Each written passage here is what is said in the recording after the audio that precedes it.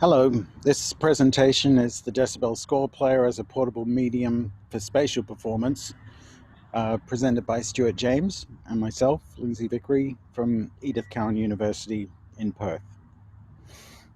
The paper explores the potential for networked iPads and Bluetooth speakers to function as a portable option for multi-channel audio performances or as a synchronization source for multiple performers in site-specific non-concert spaces. We explore the practice of diffusing multiple channels of audio using the Decibel Scoreplayer app. In particular, we examine how well the platform performs for the purposes of multi-channel audio synchronization. The potential obstacles to precise synchronization include the iPad response time, network issues, and Bluetooth latency.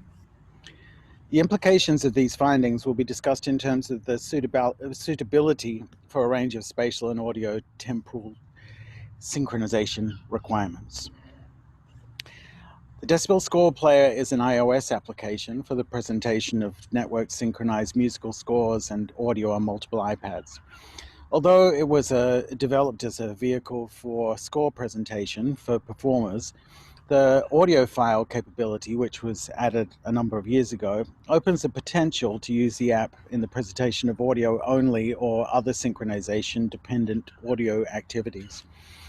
In the Scoreplayer, formatted files, .dsz files, can be networked if they have the same file name and are of the same format, for example, scrolling, slideshow, etc. However, the audio file embedded in any particular instance of a DSZ file need not have the same file name. And you can see in this first example that you have two files. This is the coding for a DSZ, the XML file.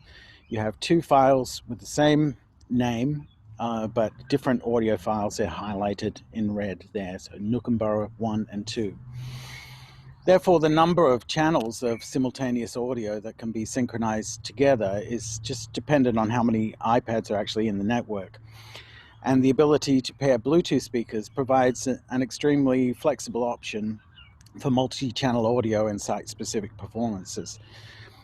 In recent performances by the ensemble Grey Wing, the Scoreplayer is used in this fashion to perform works in site-specific and small room concert locations, as well as a source for multiple click tracks. And the image there shows the layout of performers and speakers for the work Nookinborough, which was performed on a kind of isthmus in the middle of a lake in Perth. Some disclaimers and limitations. The authors were both part of the developmental team for the Decibel Scoreplayer, and we undertook this research to confirm or refute the existence of issues with audio playback of the app that had been anecdotally observed. There are numerous variables that may have influenced the results of this study, and some of them have not been possible to take into account. For example, the effect of battery charge and performance of each individual iPad and available data storage space, etc., etc. However, it is expected that in a concert situation, a collection or ensemble of iPads would include a range of tablets that are in potentially a wide range of different states. So this is just a table showing the spatial audio performances made by Decibel. You can see there's been quite a number of them, ranging from just 4 channels of audio up to the largest one, which was 11 stereo channels, so 22 channels of audio presented in a spatial location. That was the work Nookinborough that I mentioned before. Even in a concert situation, Grey Wing has sometimes used Bluetooth speakers to act as kind of specials, small in the middle of the audience Bluetooth speakers, which are connected by iPads. So in the figure here, you can see that the iPads were being sent out 2 channels each from iPad 1 and 4, sent out to 4 channels of audio coming through speakers, and then another 4 channels which were placed in the middle of the audience, which were going wirelessly from iPads out to Bluetooth speakers. We've also used this iPad audio synchronization to synchronize performers using click tracks, and there's a range of works again here that have been used to have performers synchronized with iPad scores or iPad-based scores. You can see that there are some where the performers are synced, that is, they're all receiving essentially the same click track, and other ones where the click tracks are independent of one another. So, for example, in Peter Ablinger's Studien nach der Natur, there are 6 individual independent audio tracks being sent to each of the performers. So by independent tracks, this is the kind of thing I mean. This is a work of mine called Sanctuary, and this shows you the changing click tracks. So the little white lines represent where there's a click, and you can see that the 4 performers receive a constantly varying, accelerating and decelerating and so on click tracks from their iPads that they use to play in synchronization with the score. In this slide, you can see some spatial audio performances that we have used for different kinds of scores. In this case, the scores are being synchronized using the timer clock, which appears at the bottom right of the score. So this has been used for time point scores, such as Jennifer Walsh's He Was, She Was. It's a little excerpt to show you what a time point score looks like, as well as for traditional scores, such as Joanna Bailey's Trains or Barry Truax's Steam. This is just an image of a performance of Peter Ablinger's Book of Returns. You can see the ensemble looks pretty normal, but everything's network synchronized so that everyone's receiving click tracks to synchronize all the players together. And this is a map of all of the different things that need to be synchronized for this piece. It was particularly important for this piece because it's made of 40-second long modules, and Ablinger says that the important part of this piece, the most important part, is that the cut or the break, the intersection between each 40-second module is as seamless as possible. So you move from one different performance situation to another. So you have 5 performers here. The yellow bands show where they are tacit, and then a laptop.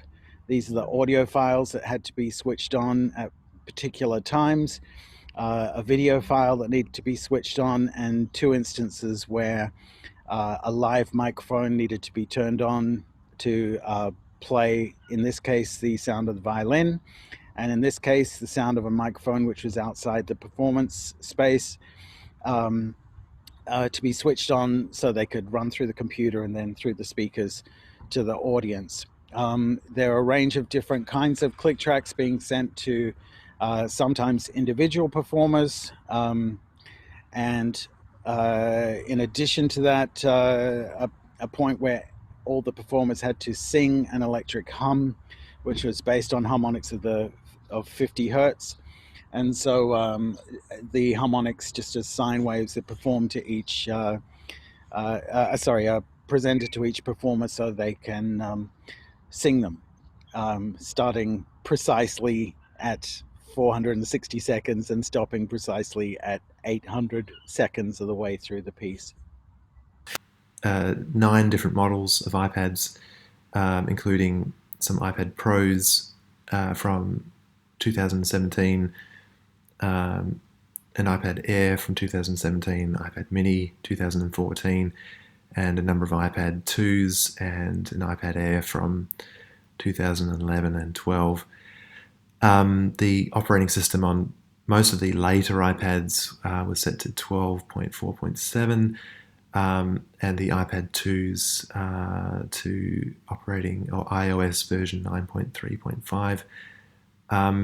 The Decibel Scoreplayer application was updated to 2.0.4 on all iPads that were tested. The methodology used firstly involved multi-tracking the audio output of the iPads into Pro Tools. We used a score in the iPad that had an audio track that had a 200 BPM click rendered, and this enabled us to have a very precise, I guess, timing reference point from which to do our comparisons. So the 200 BPM click ran for 1,046 bars and results in a precise duration of 1,255.2 seconds. The audio was subject to transient detection or a process of audio analysis to measure the timing, the synchronization, and the clock drift of each of the iPads. And this data was subject to quantitative analysis and has been plotted in Mathematica. Through this process and methodology, we were able to determine the precise clock speed of each of the iPads by determining the number of samples allotted to the click over individual measures or over larger groups of measures. Initially, the differences in samples of just 1 bar duration showed up a fairly consistent sample or variation between 52,920 samples and 52,919 samples, which makes a lot of sense, as you would expect a little bit of quantization error in the sampling process. In order to more precisely measure the clock speed of each iPad, an average was sought to determine the clock speed over a range of measures between about 150 and 300 bars at a time. And it was shown that there was some very perhaps imperceptible changes in clock speed in each device, but also that the clock speed in general remained fairly localized or fixed through the duration of the audio file. It's possible to see on this graph that the clock speed for each independent iPad actually stays relatively constant. I say relatively, keeping in mind some fluctuation, but the difference in clock speed has a significant amount of impact over the course of time, because as you imagine, like Reich's tape phasing process, although these are somewhat more precise than analog tape, or closer in terms of synchronization. But over 20 minutes, we found that the clock drift was actually quite substantial. The iPad Pro 2017 had a clock drift of 146.78 milliseconds. This was in relation to the original audio rendered click track, and the others seem to be a lot closer. It's not apparent as to why the iPad Pro, which was set as the server at the time, was so significantly out in relation to the others. So this, on the whole, did provide some insight into the possibility that obviously the inherent problems around sort of, signal clock drift, but it's possible, I think, for composers or performers to actually utilize or intentionally write accommodating for these variables in artistic work.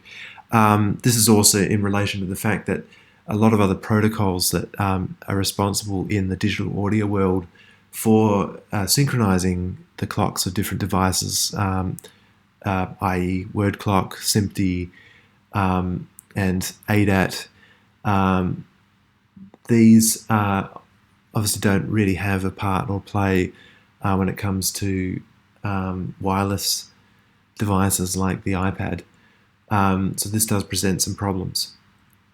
So I think it's important in this kind of setting for composers, performers to actually consider the variables in that as actually an intentional part of performance. More significantly, there was a more extreme latency based on the queuing of the score. It became quite difficult determining as to what the variable or the factor was that that was impacting this overall. Out of quite a number of the tests done so far, so that the data doesn't seem to be suggesting that resetting the score or or loading the score again from scratch does have any impact on the latency upon initial cue. Now, the latencies here are quite significant. Some of them over 14,000 samples of latency. So this is quite impractical in terms of a metric approach to performance. So it does sort of undermine that kind of process. It did appear that the newer iPads were a little bit more consistent, like the older iPads certainly had in general the longest latencies observed in terms of queuing the score and the synchronization of the audio upon cue.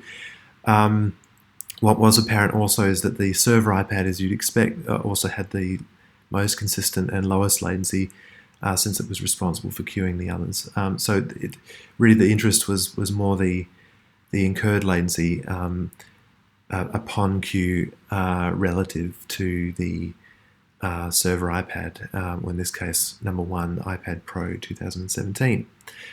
So in terms of conclusion, well, it was found in practice that, anecdotally, that starting and resetting again helped with synchronization issues, but this was found to be false upon looking at the data here. So it may be the case that perhaps more precise means for synchronizing the audio upon cue may need to be addressed. And there's certainly some research around OSC transmission around some timing issues. The consistency of make and model of the iPad seemed to impact synchronization, particularly the older iPads certainly had the largest measured latency or delay. And it's possible that a setup utilizing only the newest iPads or a consistent setup of the same make and model of iPad will have some impact. But overall, it's definitely worth considering composing for the idiosyncrasies of the network and for the iPad setup. There are also advantages of battery-operated score and live multi-channel sound. The fact that iPads are portable, they can be used with battery-operated Bluetooth speakers.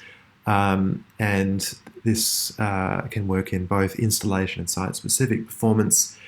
So the composer and or performer, I guess in this kind of context, has to really weigh up the portability of site-specific performance versus the imprecise nature of audio as a synchronization mechanism in a performance setting. And perhaps that isn't necessarily a bad thing, given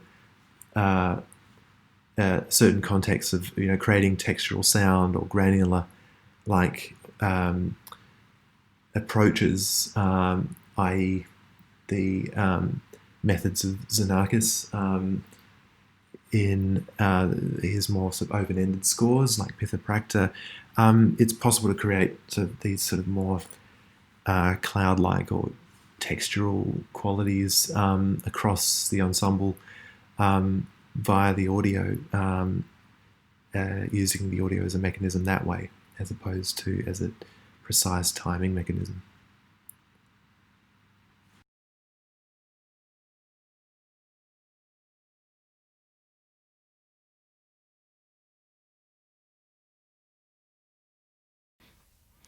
Kia ora koutou. My name is Jesse Austin-Stewart, and I'll be talking to you about multiple monophony and the multi-channel monophonic compositional framework, which I worked on with Bridget Johnson. So within spatial audio, there are various barriers that are there that prohibit you or inhibit you from engaging with spatial audio. So these may be financial barriers, so price of equipment. Some high-density loudspeaker arrays can cost $40,000 upwards. Even octaphonic systems can cost from about $4,000 upwards. So there's quite a lot of financial barriers there. There's also class barriers. So most academic electronic art spatial works take place within academic or art institutions. The works often rely on musical conventions that are specific to the field itself, meaning you have to be within the field to understand those musical conventions. And so both these things mean that the field can exclude based on education and, in effect, class. Also, varying types of systems. The varying types of spatial systems can impose different types of barriers depending on that system's makeup and purpose. So in terms of what barriers there are to spatial speaker systems, one can be the number of loudspeakers compose a significant financial cost, as previously discussed. The level of technical requirement to operate and write for systems can often be a barrier to composers. So again, high-density loudspeaker arrays or wave field synthesis systems can have large technical requirements. Also, the commonality and standardization of the systems can mean there's less access to a system. So again, high-density loudspeaker arrays or wave field synthesis systems are less common. Octaphonic and quadraphonic systems are more common, but far less common than stereo systems. But then the more common the system, such as stereo, the less spatial possibilities there are. And also, a system that is sweet spot focused may create a listening environment that requires you to be within the sweet spot to accurately understand the composer's compositional intentions. So often you might be in a listening situation that means you are unable to be within the sweet spot because someone else is within it. And so there's a barrier there as well. So in terms of sweet spot focused, or non-sweet spot focused systems, wave field synthesis is the only, system or technology that's commonly discussed within the literature that doesn't have a sweet spot.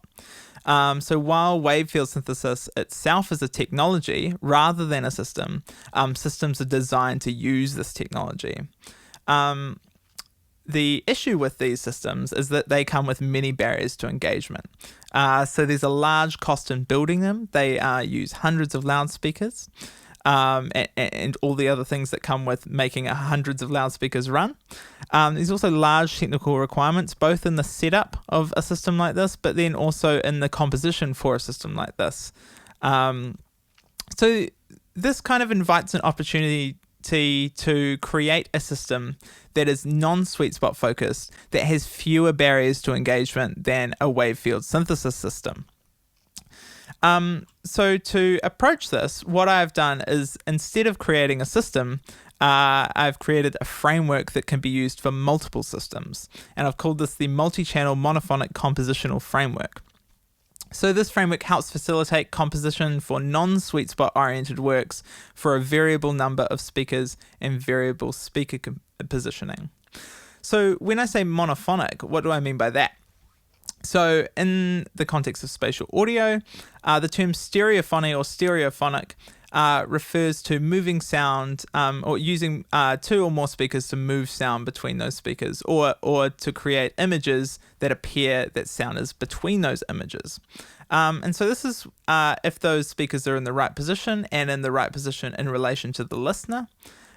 This can create what we call phantom images. And now phantom images are where you perceive a sound to be in between the speakers or moving between speakers based on the speakers varying the amplitude and also those speakers being at an appropriate angle and position in relation to where you are situated. However, if you're not at the right position or the speakers aren't at the right angle, then these phantom images break down. So anything that is related to a phantom image spatial method would be considered stereophonic. Because phantom images require a sweet spot, then we want to be looking at monophonic spatial compositional methods, which is why I've used that term. So the framework is comprised of relevant spatial composition strategies that avoid phantom imaging spatial methods. And so the way the spatial methods that are discussed are spatial illusion, spatial movement, timbre spatialization, temporal nature of space, and localization characteristics of varying types of sonic material. And so the framework discusses and describes these spatio-compositional concepts in a monophonic context. So in practice, I curated an installation earlier this year, which is called Multiple Monophony, where I invited 7 composers to create a work for a 12-channel system. And the purpose of doing this was to test the effectiveness of the framework through listener and composer surveys of their perception of the works created for the system. And so in doing this, the composers weren't told what the speaker positioning was or the channel order. They were only told the channel number. So in terms of our results from this, with our listener survey, a response that we determined was relevant for us in collecting information was someone who had attended 6+ spatial concerts, events, installations in their life and described their attendance of spatial concerts, events, installations as semi-regularly or as much as possible. And the reason for this is that this identifies to us that this is a person who is somewhat familiar with spatial audio conventions and is also able to compare their experience at this installation to their experiences at other installations. They also listened to multiple monophony from multiple positions, and that meant that they would be able to reflect and compare on their listening experience from those multiple positions. And there were also someone who said that they had previously had an inferior or less intended spatial experience because of where they were positioned in the room. And so this means that they're able to compare that experience of feeling like they had a less intended spatial experience because of their positioning, and then they can compare that to how they felt when they were listening in different positions in the room. Are they able to compare one listening position to another and say, this listening position felt like I had an inferior experience and this felt like the superior experience?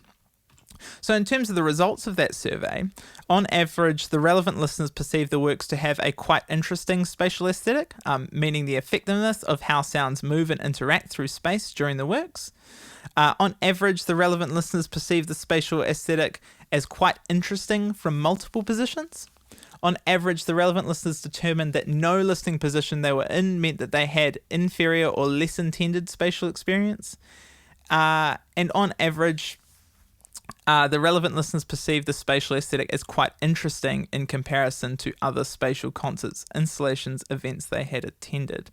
So what this tells us, really, is that relative to other spatial events, installations, this the work that was experienced here from the relevant listener's perspective was quite interesting, which means that we can still achieve a quite interesting spatial aesthetic even when we remove phantom image spatial methods and while we're using a monophonic spatial framework.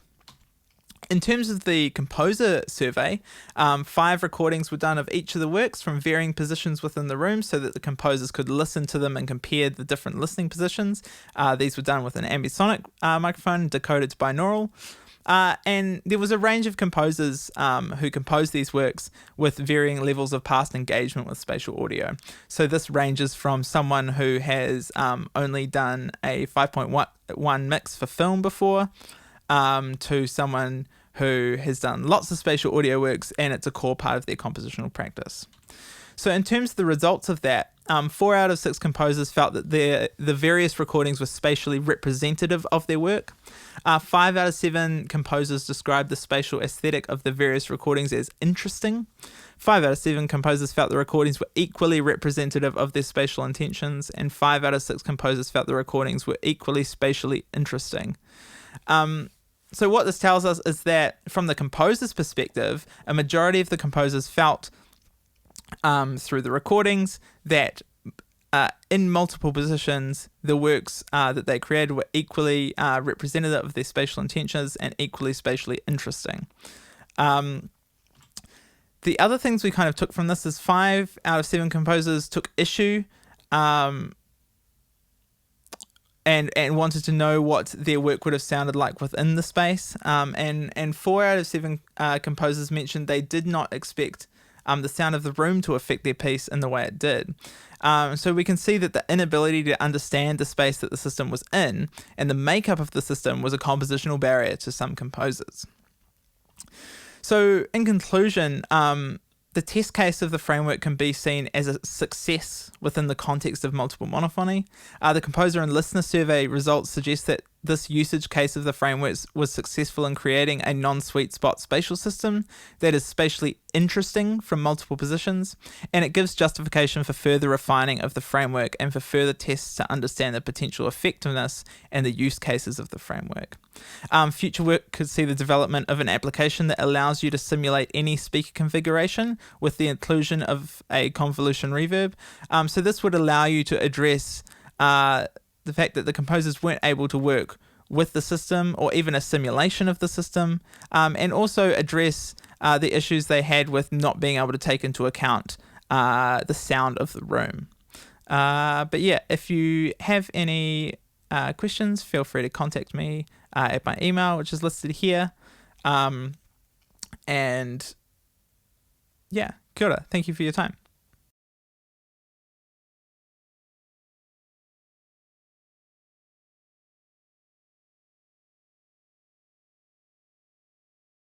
Hello, my name is Cloud Unknowing. I'm a third-year student studying sound production at Box Hill Institute. And I'm Sophie Rose. I'm a doctoral student at the University of Melbourne. Today we're going to present a paper on the PEBO, a profane electric violin at bow for use in ambisonic audio environments. This is a design and an evaluation talk. We'll be researching the codification of instruments and the aesthetics of the violins in future research. We're inspired by Laurie Anderson's 1977 version of the tape bow, which she also updated in 1986 to include MIDI. We've been taking a postmodern punk approach to the design of this instrument and using the language of classical instruments to examine expectations is something that we're going to be doing in future research. For this talk, we've created 2 preliminary works for the PEBO, Cockwomble. The piece number 1 is by myself, and we'll be demonstrating that one. And Tubular by Cloud Unknowing will be linked to in a YouTube card. The design of the PEBO is split into 3 logical parts. Firstly, we have the body of the violin and the associated electronics. Next, we have the bow, which has a wrist-mounted electronics box and a secondary box mounted on the bow itself that contains the gyroscope. The violin body has been brooched in 2 places to provide a set of control buttons near the neck for the right hand and access for an electronic sled to fit inside the body of the violin where it can be flush and out of the road of the performer. The sled itself contains an Arduino Pro, a 6 degrees of freedom sensor, a Bluetooth 2 Bluesmurth unit for communications, a constant current source for measuring resistance along the nichrome wire that forms the controller, and an interface board for the buttons at the neck. The neck itself has been modified with the addition of a solid aluminium plate that conforms to the curve of the fingerboard. The plate is terminated here on a tag, and is also terminated at the bridge at a textured metal stud, which is played by the bow. The nichrome wire is strung in place of the normal violin wire and forms a resistive circuit that can be measured from the sled. The bow has two functional units. There is a small box attached to the frog with a magnetometer and accelerometer whose outputs are added together, provide Euler angles that give us an orientation for the bow. It is strung with strings of nichrome wire which act as a resistive sensor, so we can gauge our position along the bow. That is fed via a Molex connector to a wrist-mounted box, a rather large wrist-mounted box. This contains an Arduino Pro, a battery module, another Bluetooth 2 communications unit, and a constant current source for measuring resistance. The build process for the instrument was iterative. I started with the construction of the bow, which I've strung with 3 strands of nichrome wire terminated to Molex connectors with a wire wrap. These are capable of taking quite a good deal of tension and can tension the bow almost to the sort of tension you'd expect with a normal violin bow, which is essential for playing. The tension also pulls the nichrome strings taut, making them not perfectly straight, but straight enough to function. The bow can work on its own without the violin. It's a complete unit. The bow required a lot of debugging. The wrist box has gone through several iterations. As parts gradually arrived from overseas, deliveries of parts were greatly delayed by the current pandemic, which slowed down our development process. As parts gradually arrived, we were able to use our 3D printer to grow the box and change the box's shape to accommodate extra parts. Construction of the violin began with the design of the instrumentation sled, which is a phenolic board shaped to a piece of textured aluminium designed to conform to the side of the violin. The sled has gone through quite a few design changes and has outgrown its original dimensions, mostly due to the addition of the rechargeable battery pack. But it's still able to fit inside the body of the violin without contacting the internal post under the bridge. It was important to me to keep the violin at least looking like a functional violin and behaving something like a functional violin. The final part of the design was the addition of the conductive plate on the neck, which allows the user to have an extra continuous controller that performs like a normal violin and looks like a normal violin. The technologies and control schema used for the body of the violin were first trialled in my Ambisonic Wanda controller, which I constructed last semester for Box Hill University. This uses a 50 centimetre soft pot as a linear controller. I considered using soft pots for the violin, but they marred the aesthetic of the violin and did not function like a violin string. I wrote Cockwomble to chart the potential of the P-bow. It's a text-based piece that uses sampling and pre-recorded audio. It engages with profane etymology for the purposes of lightheartedness and humour as a way of dealing with the current stresses of the world. The pre-recorded audio is kind of a fanciful dictionary/encyclopedia style reading and is interspersed by references to the wombles, and there's 4 binaurally spaced strings of insults underneath the main text. With the P-bow, I'm mostly concerned with just the bow and the potential of the violin body to switch samples. During the piece, samples of insults are played backwards and forwards along the violin strings at different times, and the violin performs the rhythmic role of the piece. I will show you a quick excerpt of it now. Please click the link if you would like to see the whole thing. Cockwomble, noun. Cockwomble is a portmanteau of the words cock and womble. Cock is a slang for the male genitalia from the Middle English cock.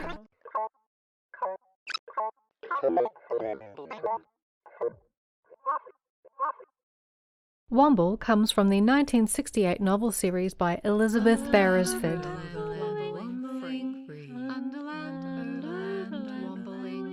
Wombles are environmentally fastidious, furry creatures with pointy noses who reside on the Wimbledon Common in the United Kingdom.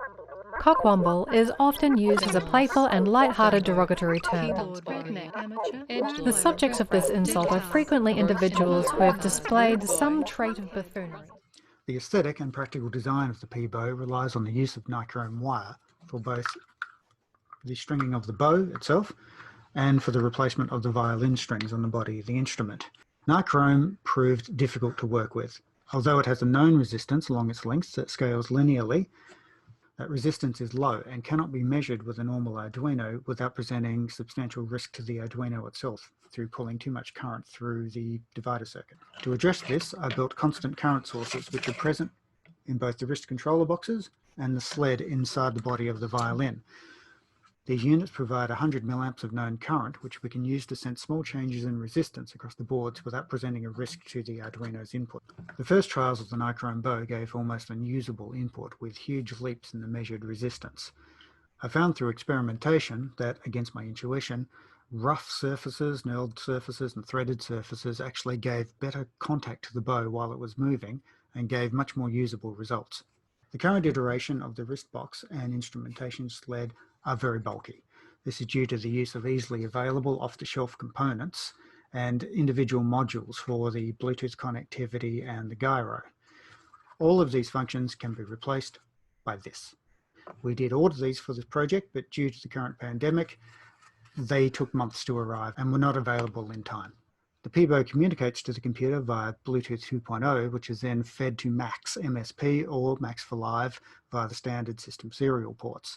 The assignments for these controllers is purely arbitrary, but we have currently assigned the bow position to scrubbing audio in a manner similar to Laurie Anderson's tape bow, and the neck controller string is assigned to the frequency center of a low-pass filter. Data input to the system must be smoothed before it is used. There are several cumulative factors adding latency to the performance of the instrument. The largest factor affecting the latency is the user-controllable smoothing function inside of Max that takes a median over a range of recorded values. Increasing the smoothing increases the latency. As of June 2020, we have a working prototype design that has two pieces to demonstrate the potential of the P-bow. Those pieces are cockwomble and tubular. We also have a series of clearly defined refinements for future iterations and improvements of the instrument itself, as well as ideas and other complementary instruments for designing future works such as installation pieces, ambisonic works, and performances and compositions. Future background research will focus on the codification of instruments and the effect of using this existing language to undermine our expectations in art. We'll also be further developing other instruments for use in ambisonic environments, such as the ambisonic wand, the P-bow, and my data gloves, which are unnamed. Thank you for listening to our talk, and please let me know if you have any questions.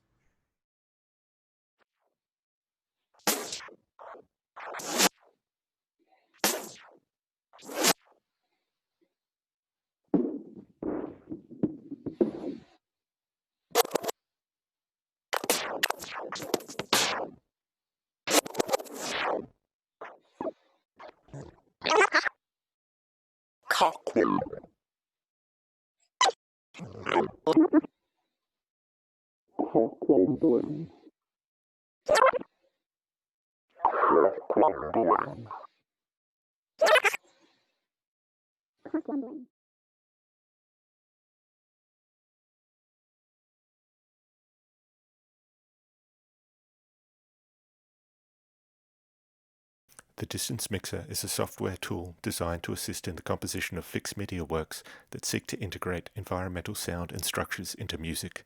It represents an attempt at merging a variety of compositional aesthetics into a single tool. It aims to fuse aspects of acoustic ecology with electroacoustic techniques by allowing the user to structure musical phrases with clearly partitioned spectral and spatial niches using a basic form of mimesis to imply realistic spatial behavior. The Distance Mixer is a supercollider class which aims to simplify the process of synthesizing complex sound fields. At a high level, it applies the powerful spatial filtering tools of the Ambisonic toolkit in novel ways to spatialize a variable number of sound sources in order to produce convincing spatial illusions and cogent aural landscapes. The Distance Mixer has a total of 9 arguments, which include num views. This is the total number of sound sources that you wish to spatialize. Distmin is the minimum distance in meters of each sound source from the imagined listener's position. Distmax is the maximum distance in meters of each sound source from the imagined listener's perspective. Wet is the ratio of direct and reverberant sound for all sound sources. Buff-dict is the folder of audio files that you wish to spatialize. This argument makes use of Eli Fieldsteel's make-buff-dict extension to the path name class. Out is the bus that feeds the ambisonic decoder. Encoder. This argument requires the user to choose an appropriate ambisonic encoder, usually stored in an environment variable. This presentation uses stereo audio files. Therefore, the encoder variable is assigned to the super stereo encoder from the Ambisonic toolkit. However, the user is not restricted to stereo files, though it is important that all audio files in the given folder have the same channel configuration. If one wishes, for example, to spatialize files of different formats, the best practice is to make a separate instance of the distance mixer for each channel format, that is, one for stereo, one for mono, or any other configuration. Group is the group on which to place the instance of the distance mixer. In this setup, there's an encoding group placed before a decoding group, and in this example, the distance mixer is placed on the encoding group. FX-send is the bus that feeds the convolution reverb. Upon instantiation, the distance mixer creates a user interface similar in appearance to a conventional mixing board. In this example, the numViews argument was initialized to 10. Therefore, an interface to control the spatialization parameters of 10 sound sources presents itself to the user. Briefly, from top to bottom, the upper half of each module controls simple playback management tasks and includes a button to start and stop playback, a pop-up menu to select the folder of audio files, a number box to select different audio files from within the chosen folder. The first audio file in the folder has an index of 0, the second an index of 1, and so on. And the range of this number box is clipped to the total number of audio files in the chosen folder. This prevents the user from trying to load a non-existent audio file into a buffer. There's also a button to change the currently selected audio file, which is particularly useful for changing a buffer in real time, while all other settings remain the same. That is, playback does not have to stop and restart when changing buffers. The lower portion of each module controls the spatial qualities of each sound source. The user can control the distance in meters from the listener to the sound source using the large vertical slider that ranges between the distmin and distmax arguments provided upon instantiation.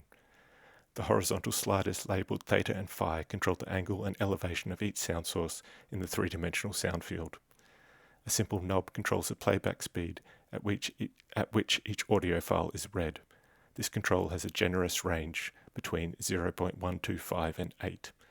Finally, there are two buttons to load and recall presets and a button to reset the mixer to its default values. The distance mixer arose from the need to create spatial illusions that simulate the effects of distance without explicitly relying on the movement of sound sources. In this way, its primary aesthetic goal is to generate plausible landscapes that are suited to further transformation, or landscapes that can be populated with other sonorities that imply their own sense of movement. It is an attempt to unite Barrett's concept of spatial illusion and Wishart's notion of aural landscape, as well as a variety of soundscape aesthetics conveyed in the sound materials. At its core, the distance mixer is simply multiple copies of a simple synth def. Its most salient variables are amplitude, which squares the reciprocal of the distance value provided by the distance slider. Mix adjusts the level of direct and reverberant sound. At greater distances from the listener, the level of reverberant sound increases, but the level of direct sound decreases. It performs the inverse operation at distances close to the listener. It achieves this by mapping the minimum and maximum distances supplied by the distmin and distmax arguments linearly onto a range between 1 and the wet argument, which represents a total percentage of reverberant sound. Azimuth controls the relationship between distance and sound field quality. Distance filter is a pseudo-eugen created specifically for the distance mixer. The formula to calculate the low-pass filter coefficient that simulates the effects of distance on a sound source was given by Richard Firth and implemented in the WFS Collider application by Varoutsos. The code to calculate the coefficient of a one-pole low-pass filter is an abstraction of Snowy's formula, not my invention. The distance argument to this pseudo-eugen again derives its value from the distance slider. The push transform from the Ambisonic toolkit was the most suitable tool to adjust changes to spatial quality. Briefly, this technique can push a diffuse sound field into a plane wave arriving from a single direction. Similarly, it can transform a plane wave into an omnidirectional signal. The push transform's angle argument ranges between negative pi/2 and pi/2 radians and controls the distortion of the sound field. At its extremes, the sound field becomes a plane wave with a single direction defined by the values of theta and phi sliders. As the angle approaches 0 degrees, the signal loses direction and becomes diffuse or omnidirectional. The push transform was used to simulate distance by linearly mapping the dist-min and dist-max values onto the range of pi/2 to 0. The push transform's angle argument receives its value from the azimuth variable. As a result, sounds at or approaching the minimum distance become localized. Conversely, as sounds approach the maximum distance, the radius of the sound field expands and sounds become diffuse and decrease in the measure of sound field quality. This change in sound field quality, combined with the low-pass filtering, amplitude and reverb scaling, greatly strengthens the sense of illusion. The distance mixer is well suited to the use of largely unprocessed field recordings to create a sonic environment capable of being perceived as real. Transform material such as third-order and remote-order surrogates still sound pleasing because the spectrum morphologies maintain a consistent spatial relationship. It's also a simple application of Krauss's niche hypothesis, whereby his analytic and scientific theory shifts into a compositional device by allowing the user to define a landscape with clearly defined spectral and spatial niches. Future iterations of the distance mixer will include modulation, OSC integration, and a graphical interface to select portions or loops of an audio file.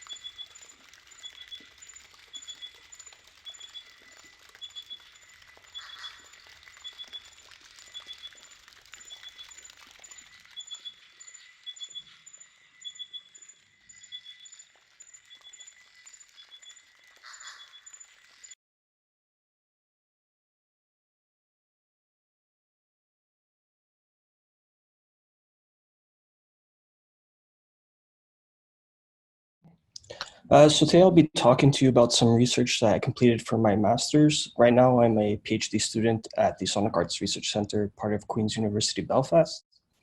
So initially this paper talks about the combination of sonic arts with cultural storytelling about peace walls, primarily the peace wall between the Falls and Shankill Road in West Belfast. I initially became interested in this topic back in 2016 when I visited Northern Ireland for another conference. And it visually struck me when I briefly passed by the peace wall, thinking about what exactly was on the other side, how does this affect the community? And this is where I began engaging with my own artistic projects for cultural storytelling. So a little bit about the peace wall itself and the troubles. I'll just talk very quickly about it since there's a lot of history prior to the 1969. But basically, Northern Ireland has a long-standing history of division between political ideologies and different community groups. On one hand, we have Republican nationalists who want to remain with a united Ireland and Unionist loyalists who want to remain with the United Kingdom. However, as we were approaching 1969, this slowly moved into a civil rights movement where riots, violence, and death began to occur. The Northern Ireland government and British Army decided to put up temporary measures called the peace walls because both communities were putting man-made barriers in between each other to have a sense of protection and safety from one another. As I stated, the army said this was a temporary measure. However, in 2020, these walls still remain, even though the conflict ended in 1998. So they've lasted longer than the Berlin Wall. Back in 2015, the Belfast Interface Project recorded around 116 different forms of defensive architectures around Northern Ireland, and approximately 90 of those are just in Belfast. Now, a defensive architecture is not only a peace wall, it could be any sort of barrier or fencing or divider between these communities. Now, the peace wall that's between the Falls and Shankill Road has around 4 different gates. One that's on Lanark Way. This one is controlled by the police, so they could open and close it from their station. However, the other gates that are in between are closed and opened by community members or local residents. And these close at 7 o'clock at night and reopen at 7 o'clock in the morning. However, Sundays, these gates remain closed. So when I was approaching this idea of a peace wall that is visually striking, I was thinking about sound. How does sound travel around, through, underneath, or can connect these two communities, because visually we see a divide. So I basically asked, how can audio augment perspectives in its most basic form? And I was looking at ways of accessibility and engagement, as well as how do you record sound for space and identity. And I used a combination of different disciplines such as socially engaged arts, urban arts, sonification, which is data that is translated into sound, and as well as the concept of sonic arts. So how to embody all of this into a research project. Now, I use 2 concepts, spatial audio and Soundwalks. Spatial audio is the immersive listening experience, so basically 3D or 360 listening. And this is to create virtual auditory environments. So we could basically think of this as sonic spheres or sound bubbles.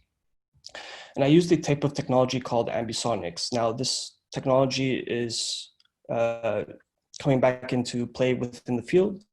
And the great thing about it is the flexibility, not only from recording, but exporting, decoding, or rendering these files.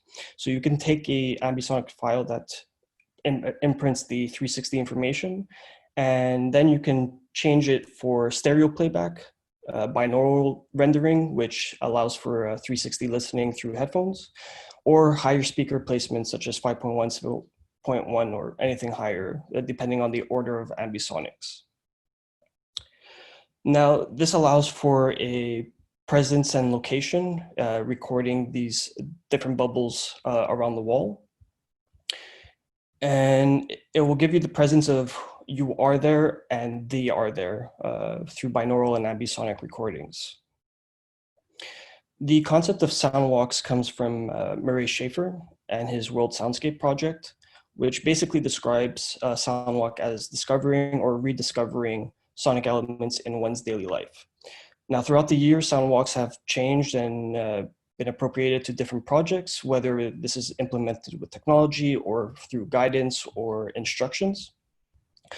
But the basic concept is to actively listen to one's space, because sound is one of the key things for us humans to localize with a space. It's something we can't turn off, but we could actively or passively listen to these spaces. Approaching this research project, I also had some participants who I interviewed to create the narrative within the projects. I was also granted permission from BBC Northern Ireland to go through their archives and check any audiovisual material that they may have based on the troubles. However, with these types of recordings and participants, there are a lot of copyright issues, permissions, and limitations creatively, or where I can actually use them within my pieces. So I use the BBC Northern Ireland archive to engage in my piece Divided Spaces as the past discussion. What were the things happening back in the early 70s and up till early 2000s? I spoke about sonification before, and originally I wanted to do was take images of the piece wall on either side and render their RGB data and translate that into sound. However, if those who know the piece wall, there's only one side that has the murals and the other is just bare. So I want to find a more equal opportunity of representing this. So I use physical interaction sonification, which I used a contact microphone that records vibrations. And as well, I used a coil microphone that records electronic signals. So these are signals around the wall that could be from generators or any other electrical sources. As I moved forward into these projects, I realized that what I was doing with Ambisonics was quite unorthodox. Usually you just take an Ambisonics file and represent that sonic sphere. However, I decided, because I wanted to implement this idea, well, what if one day the walls were removed? How would these spaces be connected? And since we can't physically do it by removing the wall today, I was able to do it with sound. So I audio stitched the sonic spheres and created a new form or a new bubble of sound that connects these spaces. So when I demonstrated it at the Sonic Lab at the Sonic Arts Research Center, by definition, that room is an immersive listening experience because of speakers located above you, around you, and underneath you. You're basically on a floating grid floor. And listeners that are within the space are technically acting as part of the wall and listening to both sides. And I used the participants and some of the discussions from BBC Northern Ireland to create this virtual roundtable discussion about perceptions, memories, ideas, or future discussions about the piece walls. And what I also want to do was provide this neutral platform. So I removed anyone's name and who they identify with, because what was more important is highlighting what people were saying. And what you'll find familiar is that either side were saying similar things. Either they were blaming one another for the exact same thing, or they both wanted resolution. But because of this divide, it was very difficult for people to begin discussing that. As well, Ambisonics allowed me to transport this large physical area into a new virtual space.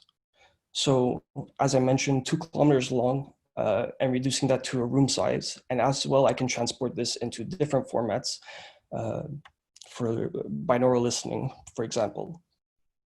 For the piece wall Belfast Soundwalks, what I did was a little bit of an unstructured mapping. So I have 6 different pieces that are 3 points on either side of the wall. And now this combines natural and perceptual sound environments to create some pieces that highlight abstract sounds, so from the sonification, or sound markers or characteristics of these spaces, as well as different sonic events that happen throughout the year of my research. For example, in July, there's something in Northern Ireland called Orange Day, and one of these bonfires is actually right against the piece wall in West Belfast. So you'll hear some of the firecrackers or the fire burning or bottles being thrown. As well, you also hear a different piece where residents or local children use the piece wall as their playground. And I mean this by either throwing things against it, throwing things above it, or jumping on these generators and fencing, because this is part of their daily life. One of the more interesting pieces that I found was that I was able to record on one day. I heard a drummer on the other side of the wall, so I recorded on Bombay Street. I then decided, well, maybe I'll take my chances, grab my gear, and run across the wall to see if they're going to still be playing that drum sound, which I did. I took everything, ran around, was able to record on the other side the exact same drummer playing his piece. So it's the first time that you can actually hear the perception of a sound on either side of the wall. Yes, there's a delay in timing, but it's the same type of sound that was being played. Some of the results from this research, well, after the demonstrations, most of the participants who came were locals or who lived through the troubles. There were some foreign researchers from Queens, but from the perception of the locals, they were able to discuss with me how they found a new relationship through sound to kind of take a step back and listen to the actual events and be able to open up their minds of what people were saying on either side. It also acted as a sense of historical preservation, because 4 days prior to my demonstration, I actually took photos of the space to showcase where exactly I was sticking in microphones, where I was recording. And because I didn't know that there were going to be changes to the piece wall when I went to demonstrate the Soundwalk, they actually stripped most of the murals. They started filling in most of the gaps that were in the wall. So it's something that I wasn't aware of, but I knew that communities decide every year or something like that to update the wall. And for some future studies for this type of research, I'm perhaps looking into more immersive technologies such as augmented reality or virtual reality. I really want to bring this transportability of on-site and off-site experiences, not only to the Peace Wall, but to other cultural heritage sites across Northern Ireland.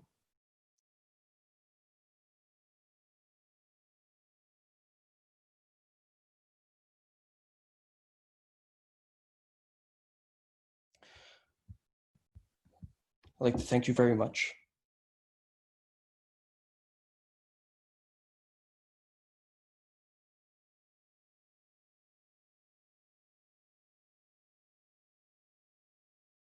Hi there, ACMC. This is Jessica Laraine Williams and Susannah Langley from the University of Melbourne, and we're here speaking to you today about our project, Virtual Nature in a Forest. I'm going to start speaking about the research preamble and some of the literature leading up to the development of the artwork, and then I'm going to hand over to Susie, who is going to take us through its design and how it all functions. Thank you. Studies have revealed compelling relationships between experiences of the natural environment and positive health outcomes in adult communities, primarily around lowering stress responses and increasing feelings of well-being. Now, the term nature experience itself has a wide-ranging remit in the research, from individuals' perceptions and interactions with stimuli from the natural world, such as indoor plants and private gardens, to outdoor green spaces and forests, weather and daylight through a variety of sensory modalities, such as sight, hearing, taste, touch, and smell. The activity of forest bathing, known as Shinrin-yoku, is among the nature experiences which have been documented in the health literature to reduce stress. Now, empirical research suggests that even brief contact with natural environments can promote emotional well-being. And I mentioned the biophilia hypothesis particularly, which was proposed in 1984 by E.O. Wilson. Now, biophilia is defined as the urge to affiliate with other forms of life. Biophilic design seeks to reconnect people with the natural environment and as a way to improve well-being and support self-healing. Now, one way to go about this is through the use of technologies to approximate nature. Peter H. Kahn's work in 2009 through to 2011 proposed that in terms of human well-being, exposure to technological nature is actually better than the absence of nature altogether. But it's still not as good as so-called actual or real nature experiences. A number of studies have corroborated and challenged Kahn's aforementioned hypothesis. For instance, Kjellgren and others in 2010 undertook a study in which a natural in situ forest and a simulated forest environment were both evaluated for their stress reduction benefits. The simulated nature condition reduced stress, but it wasn't as much as the real forest. McAllister and others in 2017 examined the effects of virtual contact with nature on positive and negative affect, with the experience of both wild and urban design nature videos, resulting in greater perceptions of restorativeness as compared to the non-nature control group. The wild nature conditions still resulted in the greater perception of restorativeness. However, McAllister's team suggested broadening the scope of beneficial nature experiences to include designed and urban nature, arguing that this might increase the accessibility and availability of these benefits for communities. Current studies and other historical exemplars have typically presented technological nature in terms of two-dimensional, non-immersive and fixed location experiences, with videos on TV screens or fixed images being the most common that we see in the literature. So there are newer technologies in virtual reality and augmented reality that offer advanced immersive experiences, and these can feature a combination of audio, visual, haptic elements often presented in simultaneity. Now, VR and AR can be used in situ, that is within actual nature settings, both urban and wild, via portable devices like our smartphones. Now, the emerging literature on immersive virtual nature shows that there are positive associations with formats such as 360-degree immersive nature videos, as you might expect. But I do note that one study by Matterley and others in 2020 compared an immersive VR forest environment to the restorativeness of physical forests, real nature. Intriguingly, the VR forest was perceived as more or equally restorative and had a positive effect on mood and vitality. So I think that self-isolation during the COVID-19 lockdown has particularly highlighted the potential for virtual forest bathing and immersive experiences as therapeutic intervention and as alternatives to real nature where there may exist accessibility issues, disability, and so on. In addition, the research is revealing a more diverse and ever-expanding range of elements that may be evocative of nature or tap nature benefits than what has previously been thought of in the domain of actual nature. For our artwork presented here today, we selected the Browning design principles from 2014, and they were developed based on findings in which indirect experiences of nature or living systems, including purely artistic representations, have been shown to generate biophilic psychophysiological responses. Now, these conform to 14 patterns of design, falling under 3 categories of nature in the space, natural analogues, and nature of the space. They feature elements such as biomorphic patterns, visual connection, water, light, and sound, as well as designing for emotional and conceptual responses in users, such as a sense of mystery and refuge. Hi, so my name is Susannah Langley, and I was lucky enough to collaborate with Laraine Williams and Anne Borda on this research component. I'd like to show you a short video of a participant interacting with in a forest, and to give you an idea of how the research will build up as we take it from a virtual reality experience of simulated virtual nature with 360 spatial sound.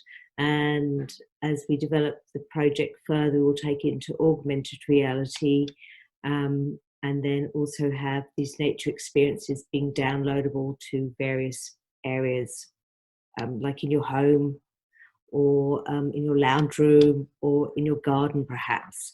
So the idea is to sort of create this idea of using vision, sound, and perhaps even testing this idea of haptic touch in virtual reality, so that as you move through the virtual space, you'll feel immersed and connected with nature.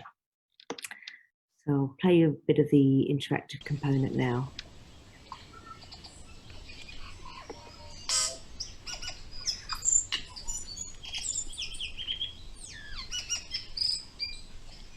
So this work was made using tilt brush in virtual reality and then built into a gaming engine and overlaid with audio recordings made at Varoutsos Power Attain, which is a conservation park in Whakatane in New Zealand, where I did a residency with my collaborator Warren Armstrong and developer for this work.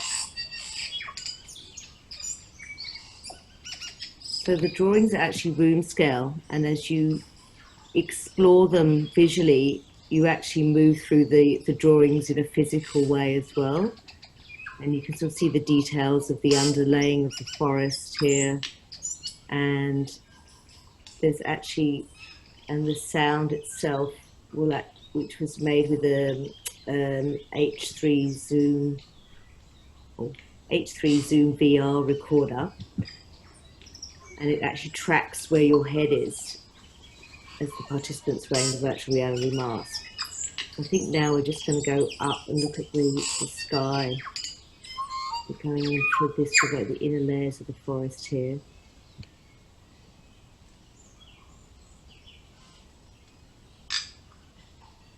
I think you can hear the tuis, I think they're called, which is a native bird to New Zealand.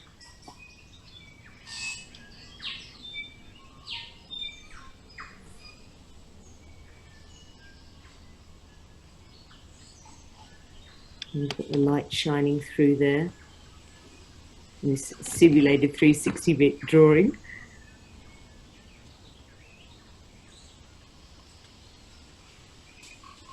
And what I found is that participants, when they're actually in the virtual space, really react very warmly to this immersive natural space. And I've been told it's by some teachers that I work with at Lauriston Girls' School in Armadale, how it became their happy place. When we worked on a virtual reality project with their students, as it all got a bit busy, we'd get into the virtual space and relax a bit. So I'm looking forward to developing this work further and taking this virtual simulation into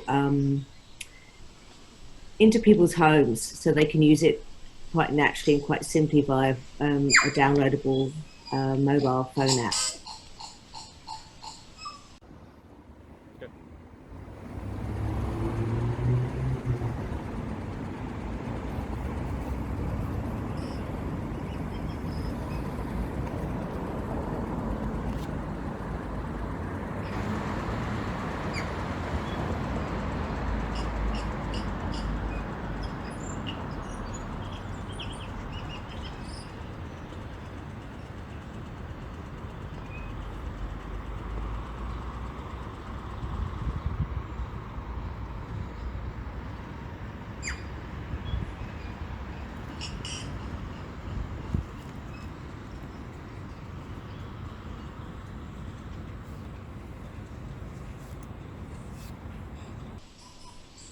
And later on in the research, we'll be incorporating 3D scanned objects so that you'll be able to use touch and experience sort of 3D scanned objects in the virtual space.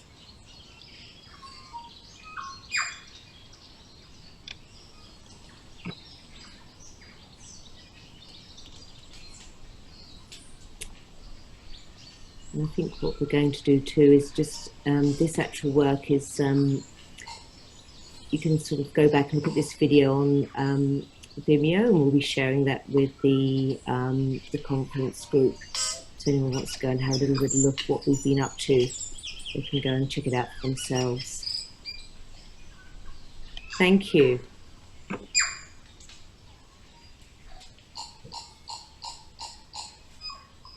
Thanks, Susie. And if anyone has any questions about the work or the research, do get in contact with us. We look forward to hearing from you. Thank you.